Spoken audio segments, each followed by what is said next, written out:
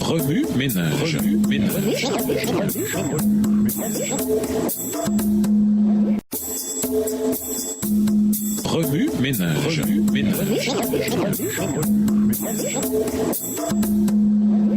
Bienvenue dans votre émission Remue ménage. Nous voilà au jeudi 9 février. La sainteté et le caractère. Lisons Jean 14, versets 16 et 17. Jean 14, versets 16 et 17. Et moi, je prierai le Père, et il vous donnera un autre consolateur, afin qu'il demeure éternellement avec vous. L'Esprit de vérité que le monde ne peut recevoir parce qu'il ne le voit point et ne le connaît point, mais vous, vous le connaissez car il demeure avec vous et il sera en vous. Dans l'histoire d'Israël, le peuple choisi, la sainteté innée de Dieu, était un fait établi depuis longtemps. Cependant, lorsque nous parlons de la Trinité, il n'est pas rare de voir certains sous-évaluer le rôle du Saint-Esprit à cause de son invisibilité. Il œuvre dans les coulisses. Au sein de la divinité, le Saint-Esprit est le plus difficile à imaginer parce que nous ne disposons que fort peu d'informations à son sujet. Personne ne l'a vu et personne ne le verra jamais. La génération d'aujourd'hui est toutefois une génération visuelle.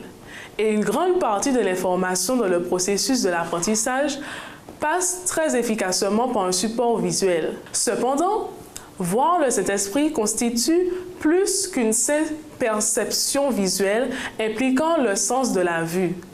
Voir le Saint-Esprit, c'est reconnaître au désir de faire ce qui est juste, un mobile pur et différent, un mobile divin, un mobile totalement dépourvu de l'envie de satisfaire un quelconque désir humain. C'est là une expérience de renoncement absolu à notre propre volonté, de soumission de celle-ci à l'inspiration du Saint-Esprit. Ce n'est que sous la direction du Saint-Esprit que l'on peut vivre, mettre en pratique la nature même de la sainteté. Le Saint-Esprit désire nous rendre saints comme Dieu est saint. Par conséquent, il nous purifie de nos péchés et nous sanctifie. Pour entrer dans le royaume des cieux, la sainteté est la qualité requise en ce qu'elle constitue la base de la manifestation du caractère d'un individu. La seule chose que l'on peut apporter au ciel. L'Esprit produit en nous une croissance en sainteté qui s'effectue toute la vie et produit le fruit de l'Esprit en nous. L'amour, la joie, la paix, la patience, la bienveillance, la bonté, la fidélité, la douceur et la maîtrise de soi. Galates 5, versets 22 et 23. Le fruit de l'Esprit est la conformation idéale du caractère. Il se reconnaît immédiatement chez ceux qui le portent.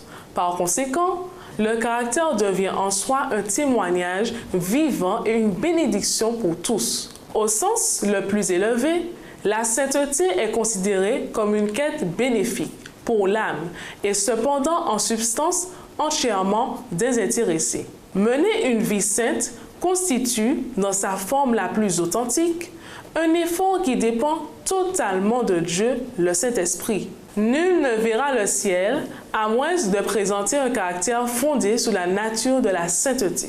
Remue ménage.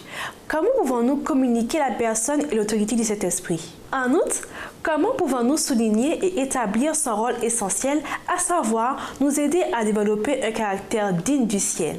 Au revoir et à demain si Dieu veut. Remue ménage.